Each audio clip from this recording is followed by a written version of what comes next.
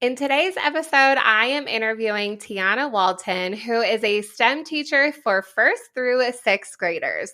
Tiana and I connected together on Instagram when she had recently purchased my K-5 STEM year-long plan, and it's been really fun chatting with her about the lessons that she's teaching in her classroom when I am teaching the same ones in my classroom at the same time. So it's been really fun chatting back and forth, and she has excellent questions all the time for me. And so I asked her, hey, why don't I have you on the podcast? I think you would be a perfect guest to have other teachers hear about you and your story in the STEM classroom. Tiana is a former long-term substitute, and she works in a small town outside of Lubbock, Texas. Her role teaches over 400 students in her building, and she loves to teach her students and show them all the ways to learn about projects and creating their challenges. Outside of teaching, Tiana loves to enjoy hanging out with her two beautiful kids and husband, and she also loves to stay active by playing sports, participating in gymnastics, and more. I love chatting with Tiana, and I know you are going to love to hear from her. She has so much passion and excitement for STEM, and it really shines in the way that she talks about her classroom. I hope you enjoy this episode. Welcome to the Elementary STEM Coach Podcast, a show that'll help you with lesson ideas, systems, and actionable tips to apply to your classroom. I am your host, Naomi Meredith, a former classroom teacher turned current STEM teacher and coach. With over a decade of experience teaching and a master's degree in STEM leadership, I am here to coach you throughout the year to help you gain back more time to create innovative experiences for your students. Grab your earbuds and let's get started. Well, thank you, Tiana, so much for being here today. I'm so glad we finally get to chat virtually since we've been talking on Instagram over the past few months. And when I was starting my podcast, I gave you a little inkling. Would you want to be on the show? You said yes. So I double checked with you again a few months later, and you were still excited to be here. So I'm so happy to chat with you, and you're in your cute classroom. And before we hit record, you're showing me the cute poster that you have behind you with different inventors. So I know that we're going to have a great time chatting together. You're just so much fun and so smiley. So and for me too, for those of us who don't know you yet, if you wouldn't mind telling us about yourself, your teaching background, and then how you stepped into your role as a STEM teacher. Well, my name is Tiana Walton. I'm a small town girl from Slayton, Texas. It's about 15 minutes from Lubbock. I've stepped into teaching a few years after I graduated. I became a long-term sub because COVID hit really hard here. And our district was like, let's do this COVID relief subs. Teachers will be in and out. So I got to spend full-time on campus for 2.5 years. And then going into my third year, my admin approached me and she said, hey, we have this bright idea. We want to bring STEM to our campus. And I was like, okay. And she said, will you become our STEM teacher? And I said, yes, of course. Without even thinking about it, I was like, yes, sign me up. And so it's been this is my first year, and it's been so great. Having your curriculum really helped me a lot because I was like, oh my gosh, what am I going to do? I don't have anything to teach. And just having that K through 5th grade STEM all year long plan it's been amazing.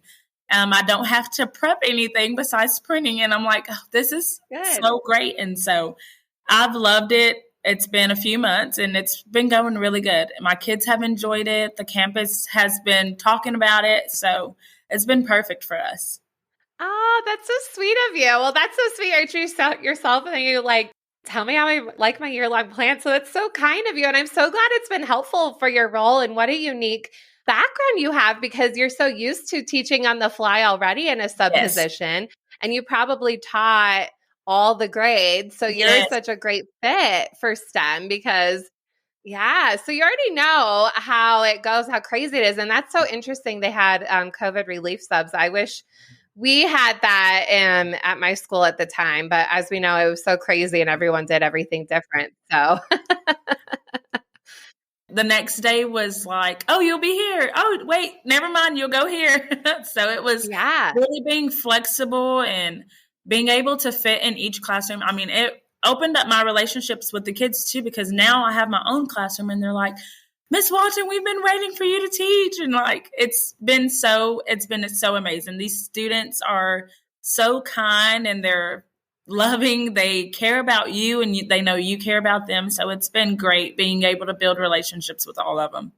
Oh yeah, I love that part too. It's cool seeing all of the kids in the school. Like another STEM teacher I chatted with, and you might feel the same way. It's kind of like being the cool aunt where like you have a Yes. really fun, yeah, right? It's like being Yes, a it fun, is. loving relationship. You're like, okay, you're on your way. It's perfect. Yeah. How often do you see the kids? Are you a whole week with them or is it just once a week? So I see 1st through 5th grade, and so I'll see each class once a week. So each class will come once to me Monday through Friday. So I'll have one class Monday, another class Tuesday, and it'll rotate throughout the week. So it's been great. It's a really awesome schedule too. Yeah, that's interesting. How do you manage projects? Because a lot of STEM teachers I've talked to, I feel like it's more common where you see a different class every day. Like, how do you store everything? How do you manage all of that? That's a lot. I have cabinets everywhere in my classroom. That has been my storage savior. So like if we do the building your own shelters, I've been trying to group them together so that I don't have individual projects all over the place.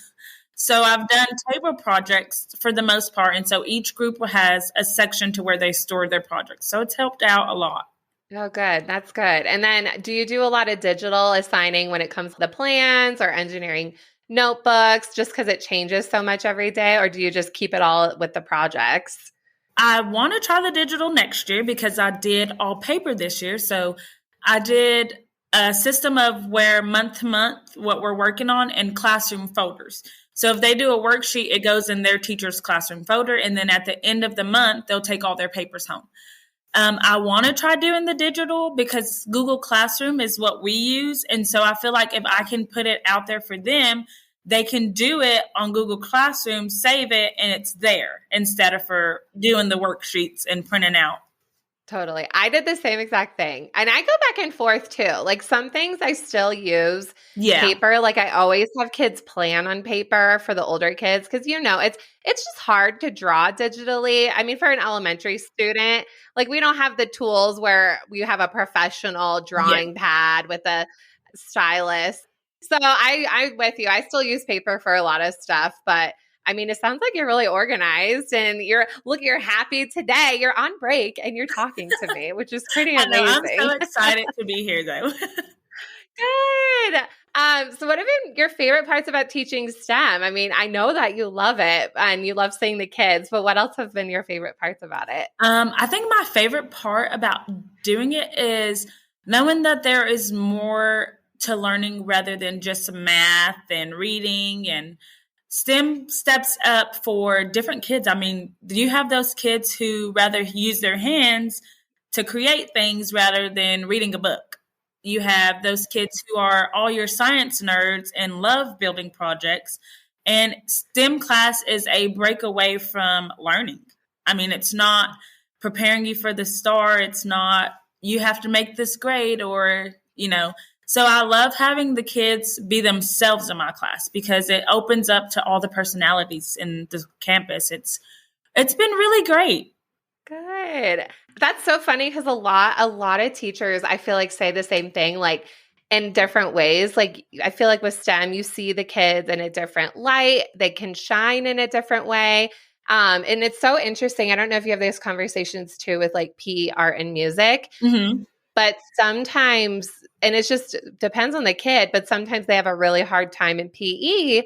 But then I don't see those behaviors in STEM. And it's not that I'm some magical teacher, but there's just something really special about STEM and that Yes. hands-on learning and collaborating. And PE might not be their fave. And that's like more to say why we need more STEM in schools, because it's just an opportunity that most kids like it, but there are some Yes. kids, it's like their thing. And they're like in their zone of genius. You probably see that too. Oh, yes, all the time. Wow. I do have those conversations with our art teacher. We always talk about, hey, how did the kids do for you today? Like, touch and go. Like, what is something that I need to do to make them feel like, okay, this is something they can do and not get into their heads like, okay, I can't do this. This is too hard. So we have those conversations with each other. She's amazing. And she's always like, so, hey, so-and-so, what do you think? What do you think I need to do? And I'm like, oh, he did great in my class last week. So this is what this is what the strengths he showed in my class. So we bounce ideas off of each other all the time, even though we teach two different things. Yep.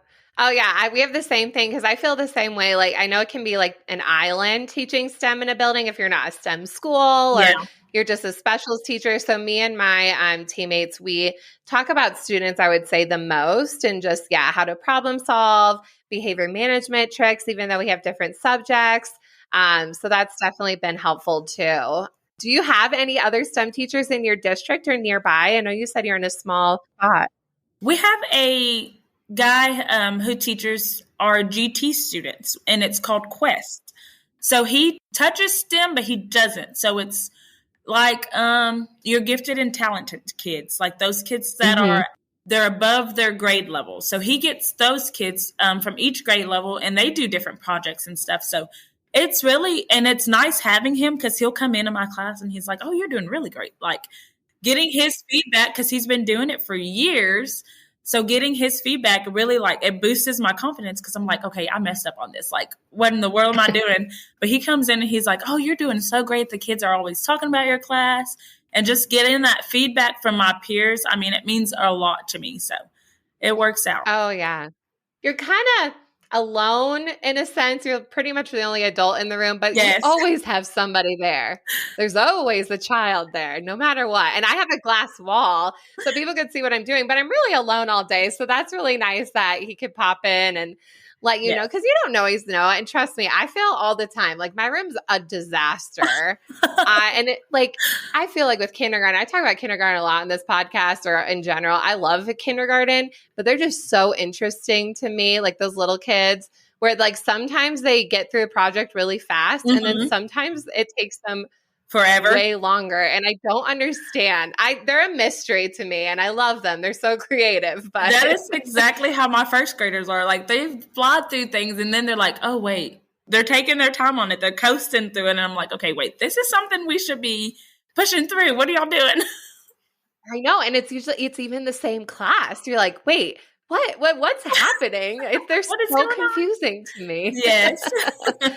They're so creative and so confusing. And I know a lot of people struggle with the little kids, but they're fun. But you even told me before we started recording that your son gets to be in your class sometimes. Yes. Goes to your school. I enjoy getting to teach him. And I'm like, okay, so I get to be the teacher today and not mommy right now. So it's really awesome because I get to see what he is like in class. And it's awesome because he's so invested in my class. He's so excited about these robots that he wants one for Christmas.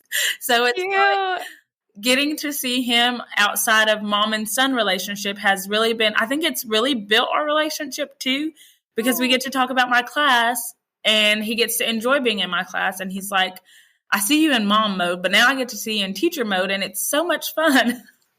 Oh, that is so cool. And not a lot of teachers can say that they've had their kid in their class. That is so amazing. That is so cool. Does he call you mom? No, he calls me Miss Walton. And it's so funny. Like some of the kids are he does? Yes.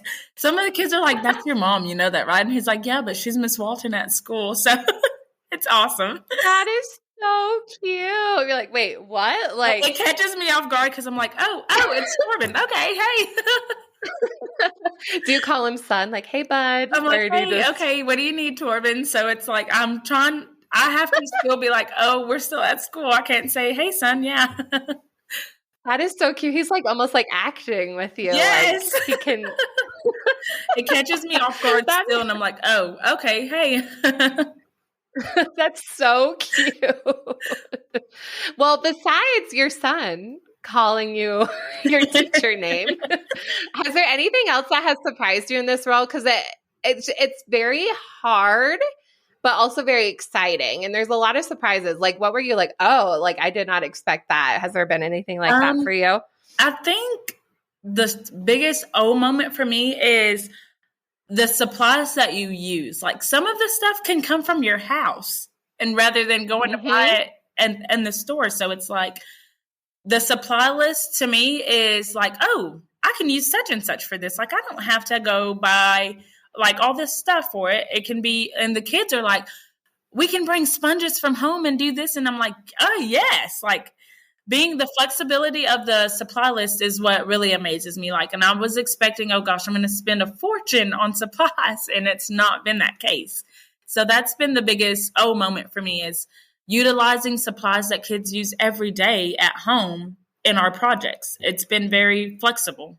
That is a really good point because I feel like a lot of teachers, and I felt the same way. I had a classroom and no curriculum also, no materials, and it can be super overwhelming that you have to have a ton of money to get started in STEM. And it's nice to have fancy things. Like those are nice to have, but like you said, it's not required. I mean, you taught the whole STEM survival camp unit. Half of the stuff is stuff kids find from outside. Yes, it was, and it was so amazing watching them like, oh, we're going to use sticks for this. Oh, wait, Miss Walton, you have popsicle sticks. Can we build popsicle? And I'm like, yes, like their brains were like overload and they're like so excited to build all this stuff. And it was awesome watching them put it all in play, what they had planned out.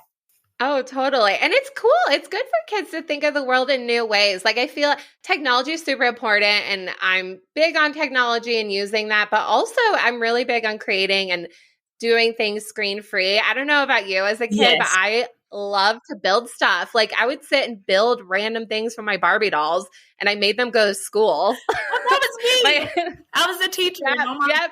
Teddy bears for the students. Same. Same. Same way, like making stuff like, okay, like we're doing art class or whatever. But I think like sometimes kids don't always get those opportunities or their parents might forget about those things. So I'm so glad that they started this program at your school and you're excited about it and you're noticing we don't have to have all this fancy stuff, even though you're gifted all of these Dash robots, which is so amazing. But it was awesome. But it's good.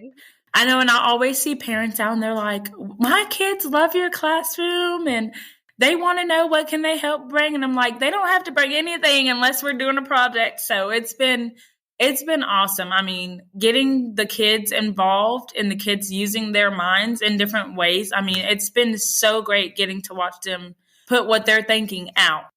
Totally. And you're going to love it next year, seeing the same kids again and how much they've grown and learned from you because that is a really cool thing about being like in a special area position is like as a classroom teacher, they move on. You don't normally move up with them. I would never do that, but but it's cool because you get to see them every year and you get to see that growth and you know what they did last year and you get to build up upon that learning. So it's just a really fun way to connect with the kids.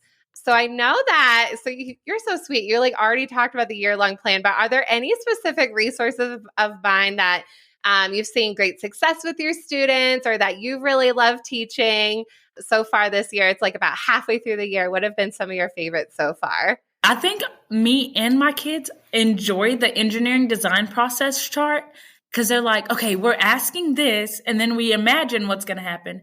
And then we're going to put in our plan and then we get to share and create. Like, so they're like bouncing their ideas back off of that design process. And I love seeing it because I'm like, okay, yes, they're invested. They remember it. Good. That is so good. Have there been like a certain project that they used that you're like, wow, you guys really understand this engineering design process? I think, yes, my fourth graders, they did the community. They built their community thing. And I mean, they were like, okay, so the question, what is the problem in this? We need to build out our landscape for a community. Okay, so the plan will be, and they were like, okay, so we're going to use clay and we're going to make roads and different things. And I love seeing them put together their design. It was amazing. And they loved it. They were like, oh, Miss Walton, it looks like a real community. And I'm like, yes, that's what we're trying to do. So it worked out. That was one of my favorites too. I love it because you and I are like teaching at the same time. So that's really cool to hear. Like your kids are loving it too. I'm like looking on your Instagram, like, oh, let's see what her kids did with this project. So I can like feel what my kids should be doing. Yeah. Oh, well, and it can grow. It changes. Like I did the clay the first time and mine was so sticky. Oh, it was a mess. I totally messed up, and then kids were screaming, and I had clay all over the floor, Play-Doh, and then they're like flinging it in the air. It was all over their computers. And like, what is going on? Oh, I was like, okay, so the Yeah. clay stays on the table. We do not put clay anywhere else but the table. So my expectations were like, I'm embedding these expectations in you. This is what we're going to Oh, yeah. Well, and like with so many other projects, you like have to make up expectations Oh, along yeah. the way. You're like, I'm like, okay, I wasn't expecting this. So next time I know to say this expectation. So yes, and it's like a touch and go thing. I mean, now I know next year when I do this for the second year, I'll know, okay, these were the expectations that I followed. This is what we need to continue to do for this project. So it's been so much fun. good. I'm so glad. Like, yeah, that community one's really cute. And a lot of kids start getting interested about, oh, maybe I want to be a civil engineer and Yes. design a city, or maybe I want to be an architect, or they say, oh, my mom's an architect. So it's really neat, like the conversations that they come up just from that project, or Mhm. even others just thinking about just topics they might not realize they know. And I love the weirder the topic, the better. I love it when I ask kids, oh, do you guys know what a Rube Goldberg machine is? And OMG. there's like two, yeah, and the two kids like raise their hand, and they're like, oh my gosh, you guys, good thing, because my job's a teacher and I get to teach you what a Rube Goldberg is and then how it's all going to connect together. So it's just really cool. Like the more obscure, the better. Yes. My fifth graders were so excited to do that Rube Goldberg machine. Like they were like getting their work done in class so they can come to class. And I'm like, okay, I've literally have every single one of you today. Let's start our, they're like, Miss Walton, we worked so hard to get our work done. We wanted to do this. And I'm like, oh my gosh. And I mean, it was amazing. We used dominoes and the wooden blocks, and they used marbles to push their stuff. I mean, they were so invested, and they were like, we never knew what this was. That's what this is. We watch YouTube Yeah. videos over this. And I'm like, yes, that is exactly what it is. So You're like, there's science. yes, them putting the name to what they're actually watching and not knowing what it was. It was so funny. I was like, yeah, y'all probably watch these all the time. And they're like, yeah, we watched this guy on a skateboard do it one day. I'm like, oh my gosh, how convenient. Oh, yeah. I had one kid, and I don't know why I didn't think of this. He's like, that's like in Home Alone. He has a Rube Goldberg machine. Oh my goodness, I didn't even think about that. Me neither. And so there's one clip of him setting it up. I don't think you can play it in school where it's like actually hurting the people, but there's one clip on YouTube. So the kid's setting it all up, and they're all they're all gasping. There's like feathers, and there's nails, and then ice. Like it's super dangerous when you think about it. And he's like setting this up to catch robbers. Yeah, I'm like, whoa, that's kind of dangerous. But yeah, they told me about it. I'm like, oh, you're right. That's true. So you'll have to look it up. Like the bowling ball coming down from the thing. Yes. Yes. I'm like, yeah, he's pretty smart. I'm like, we're not going to do any of this in our design, but it's fun to watch. We're keeping it small and simple on the table. Yes. Well, if there is anyone in a similar position like you, is there anything that you would recommend to them, or any advice getting started? You're super energetic, and I think you're perfect for your position. But anyone who's starting out like you, what would you recommend or give advice I would for? say definitely resources. Looking for, just like yours, looking for curriculum that you think is best fit for your students, getting to know the curriculum before you teach it, asking people around you for help, because that takes a village, literally. I think just looking into everything and preparing for what you're about to step into is one of the biggest things I could say you need to do, because STEM is not reading and math. It's not just one particular thing. It's everything. It's building different things and learning what your kids are learning, and you're doing it together. So I've loved it, and I've enjoyed every minute of it. And I think having your resource, having RGT teacher here, having my admin, the other teachers, just science teachers, they know exactly different kinds of projects and what STEM is. So it's been great having a village to help me get through this year. That is really great advice. That is so helpful. I hope you guys all go back and rewind that because that was so good. Well, thank you so much, Tiana, for being here. I'm so glad we got to chat since we've been messaging each other. Is there a way that teachers can find and connect with you? And we'll link it in the show notes. Yes, you can find me on Instagram. I'm strictly on Instagram now. My username is t.simone. It'll be in her link, as she said. Feel free to follow me. I'm transitioning my Instagram into my teacher resource so that you'll get to see all the other things that I get to do in class. It's been great being on the show. Thank you so much for having me. Yes, thank you so much, and I'll chat with you soon.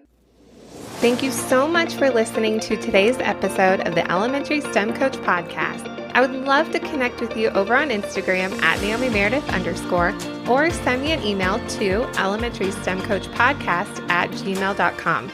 Also, make sure to check out my website, naomimeredith.com, to see all the show notes from today's episode and shop my K-5 STEM resources. Any questions you have, needs for resources, or ideas for episodes, get in touch. I'll talk to you soon.